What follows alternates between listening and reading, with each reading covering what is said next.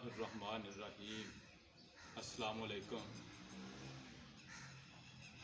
हज़रत अबू हुरैरा हजूर सल्लल्लाहु अलैहि वसल्लम के बड़े प्यारे साथी ने ते सहाबी ने हजूर सल्लल्लाहु अलैहि वसल्लम दे। एक दिन हज़रत अबू हुरैरा फरमाते ने कि हजूर सल्लल्लाहु अलैहि वसल्लम ने मेरी ड्यूटी फितराने के माल ते ला दी भी इनका ख्याल रखना है, इनदे ते पारा देना है। हज़रत अबू हुरैरा फरमाते ने भी मैं उनका ख्याल रखने वास्ते रात को अपनी ड्यूटी शुरू कर दी ते मैं पारा दे रहा सा। रात का कुछ हिस्सा गुजर गया सी ते कुछ हिस्सा अजे बाकी सी।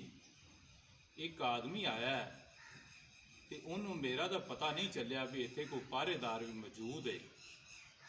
उसने आके ते उथों जिहड़ा माल सी वो चोरी करना शुरू कर दिता।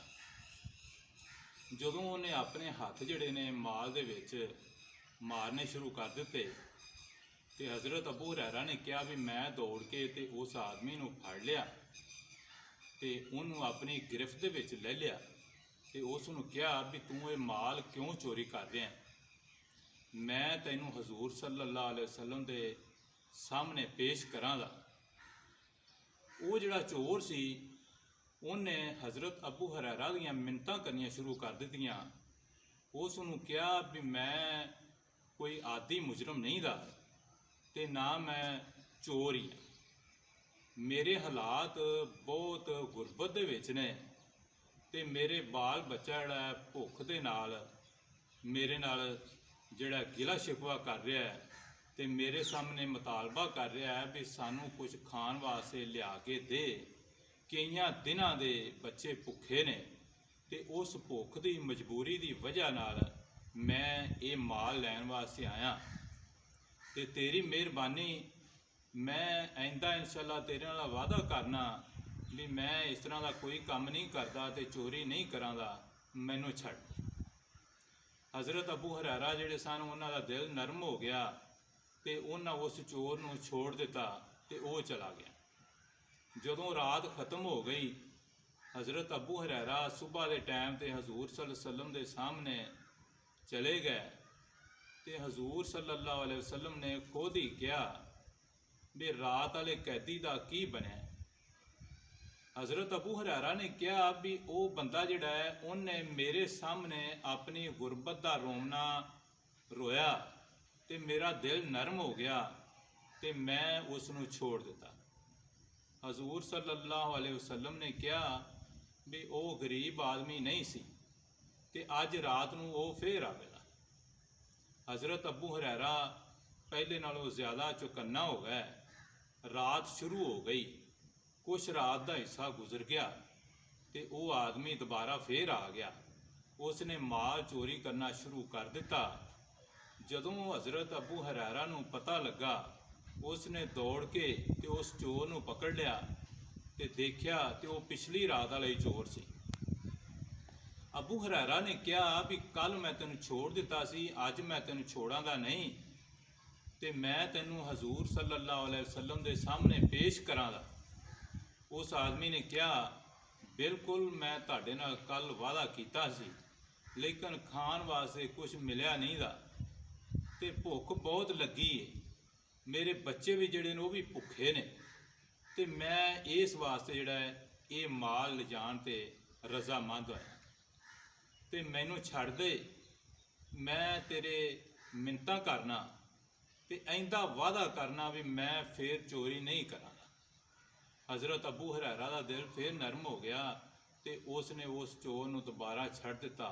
सुबह के टाइम ते जदों अबू हुरैरा हजूर सल्लल्लाहु अलैहि वसल्लम के सामने गए तो हजूर सल्लल्लाहु अलैहि वसल्लम ने फिर वो पहली रात वाला ही सवाल किया, क्या भी रात वाले कैदी का की बनया।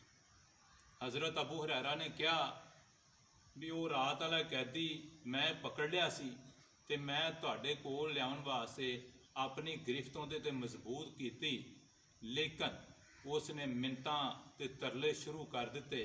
उसने वादा किया भी मैनू छड़ दिओ, मैं बहुत गरीब आदमी हाँ, मेरे बच्चे भी भुखे ने ते मैं वादा करना भी मैं आइंदा इंशाअल्लाह ये जिहड़ा दोबारा चोरी नहीं करांगा। ਤੇ ਮੈਂ ਉਹਨੂੰ ਛੱਡ ਦਿੱਤਾ।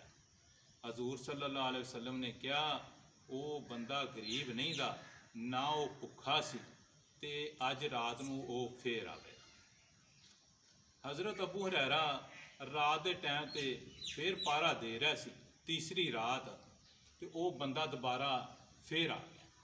ਜਦੋਂ ਉਸਨੇ ਆ ਕੇ ਤੇ ਗੱਲੇ ਦੇ ਕੋਲ ਆਇਆ ਤੇ ਢੇਰ ਤੋਂ ਮਾਲ ਚੁਰਾਵਣਾ ਸ਼ੁਰੂ ਕਰ ਦਿੱਤਾ, ਤੇ ਹਜ਼ਰਤ ਅਬੂ ਹੁਰੈਰਾ ਨੂੰ ਪਤਾ ਲੱਗ ਗਿਆ।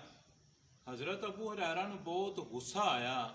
ਉਸਨੇ ਕਿਹਾ ਵੀ ਅੱਜ ਤੀਸਰੀ ਰਾਤ ਹੋ ਗਈ ਏ ਤੇ ਇਹ ਬੰਦਾ ਜਿਹੜਾ ਮੈਨੂੰ ਤੰਗ ਕਰ ਰਿਹਾ ਹੈ, ਜਦੋਂ ਮੈਂ ਇਹਨੂੰ ਪਕੜ ਲੈਣਾ ਤੇ ਇਹ ਫੌਰਨ ਜਿਹੜਾ ਨਾ ਗੁਰਬਤ ਦਾ ਜਿਹੜਾ ਰੋਣਾ ਸ਼ੁਰੂ ਕਰ ਦਿੰਦਾ ਹੈ, ਤੇ ਅੱਜ ਮੈਂ ਇਹਨੂੰ ਨਹੀਂ ਛੱਡਾਂ।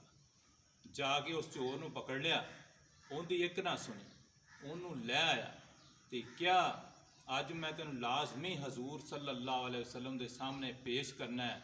2 ਰਾਤਾਂ ਤੂੰ ਮੇਰੇ ਨਾਲ ਝੂਠ ਬੋਲਿਆ ਹੈ, ਤੂੰ ਆਪਣੀ ਜ਼ਬਾਨ ਤੇ ਪੱਕਾ ਨਹੀਂ ਦਾ, ਵਾਦਾ ਵਫਾ ਨਹੀਂ ਕਰਦਾ, ਇਸ ਵਾਸਤੇ ਅੱਜ ਤੀਸਰਾ ਦਿਨ ਹੈ ਤੇ ਮੈਂ ਅੱਜ ਤੇਰੀ ਇੱਕ ਨਹੀਂ ਸੁਣਨੀ, ਤੇ ਤੈਨੂੰ ਮੈਂ ਹਜ਼ੂਰ ਸੱਲੱਲਾਹੁ ਅਲੈहि ਵਸੱਲਮ ਦੇ ਸਾਹਮਣੇ ਲਾਜ਼ਮੀ ਪੇਸ਼ ਕਰਾਂਗਾ।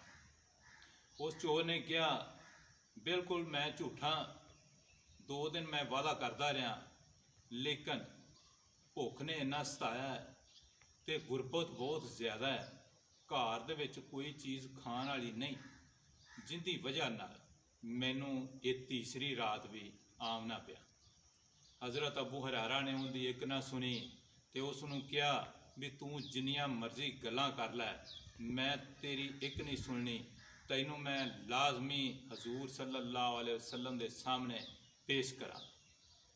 ਉਸ ਆਦਮੀ ਨੇ ਕਿਹਾ ਮੈਂ ਤੁਹਾਨੂੰ ਇੱਕ ਐਸਾ ਵਜ਼ੀਫਾ ਦੱਸ ਦੇਵਾਂਗਾ, ਜੇ ਅਗਰ ਤੁਸੀਂ ਵਾਅਦਾ ਕਰੋ ਮੈਨੂੰ ਛੱਡਣ ਦਾ, ਉਹ ਐਸਾ ਕੀਮਤੀ ਵਜ਼ੀਫਾ ਹੋਵੇਗਾ ਜਿਹੜਾ ਪੂਰੀ ਜ਼ਿੰਦਗੀ ਤੁਹਾਡੇ ਕੰਮ ਆਉਂਦਾ ਰਹੇਗਾ, ਤੇ ਮੈਨੂੰ ਛੱਡਣ ਦਾ ਵਾਅਦਾ ਕਰ ਲਵੋ, ਮੈਂ ਫੇਰ ਦੱਸਾਂ। ਹਜ਼ਰਤ ਅਬੂ ਹੁਰੈਰਾ ਉਹਦੀਆਂ ਗੱਲਾਂ ਦੇ ਵਿੱਚ ਆ ਗਏ ਤੇ ਕਿਹਾ ਵੀ ਠੀਕ ਹੈ, ਉਹ ਵਜ਼ੀਫਾ ਜਿਹੜਾ ਮੈਨੂੰ ਸਿਖਲਾ, ਤੇ ਫੇਰ ਜਿਹੜਾ ਹੈ ਨਾ ਮੈਂ ਤੈਨੂੰ ਛੱਡ ਦੇਣਾ। ਉਸਨੇ ਜਿਹੜਾ ਵਜ਼ੀਫਾ ਸਿਖਾਇਆ ਉਹ ਐਤਲ ਕੁਰਸੀ ਸੀ। ਉਸ ਆਦਮੀ ਨੇ ਹਜ਼ਰਤ ਅਬੂ ਹੁਰੈਰਾ ਨੂੰ ਐਤਲ ਕੁਰਸੀ ਜਿਹੜੀ ਹੈ ਉਹਦਾ ਵਜ਼ੀਫਾ ਯਾਦ ਕਰਵਾਇਆ ਤੇ ਕਿਹਾ ਜਿੱਥੇ ਇਹ ਐਤਲ ਕੁਰਸੀ ਤੂੰ ਪੜ੍ਹ ਲਵੇਂ ਕਰੇਂਦਾ, ਉੱਥੇ ਕੋਈ ਚੋਰ ਨਹੀਂ ਆਵੇਗਾ।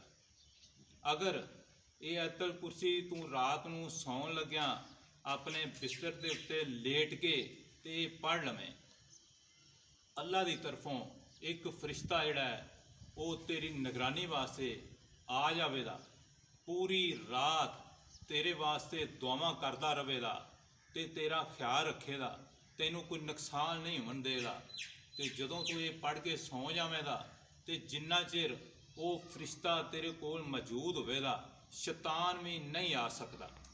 ਹਜ਼ਰਤ ਅਬੂ ਹੁਰੈਰਾ ਨੇ ਆਪਣੇ ਵਾਅਦੇ ਦਾ ਵਫਾ ਕਰਦਿਆਂ ਹੋਇਆਂ ਉਸ ਆਦਮੀ ਨੂੰ ਛੋੜ ਦਿੱਤਾ ਤੇ ਉਹ ਵਜ਼ੀਫਾ ਆਪਣੇ ਪੱਲੇ ਬੰਨ੍ਹ ਲਿਆ ਤੇ ਯਾਦ ਕਰ ਲਿਆ। ਸੁਬਹ ਦੇ ਟਾਈਮ ਤੇ ਹਜ਼ੂਰ ਸੱਲੱਲਾਹੁ ਅਲੈहि ਵਸੱਲਮ ਦੇ ਸਾਹਮਣੇ ਜਦੋਂ ਪੇਸ਼ ਹੋਏ ਤੇ ਹਜ਼ੂਰ ਸੱਲੱਲਾਹੁ ਅਲੈहि ਵਸੱਲਮ ਨੇ ਹਜ਼ਰਤ ਅਬੂ ਹੁਰੈਰਾ ਨੂੰ ਕਿਹਾ ਵੀ ਉਹ ਰਾਤ ਵਾਲੇ ਕੈਦੀ ਦਾ ਕੀ ਬਣਿਆ।